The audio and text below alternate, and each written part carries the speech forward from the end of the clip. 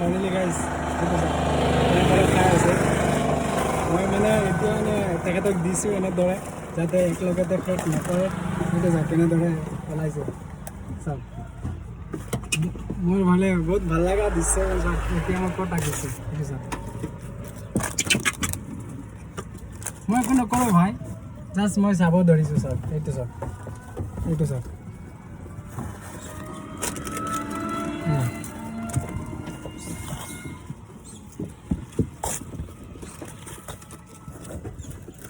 ক'ত ধৰিছে গাইজ কেনে লাগিছে ক'ব নিশ্চয় জনাব গাইজ একদম নাপাহৰিব ক'বলৈ চাওক মই আগতীয়াকৈ তেখেতক মই চাওক গাইজ তেখেতে মানে ভয় কৰি আছে চাওক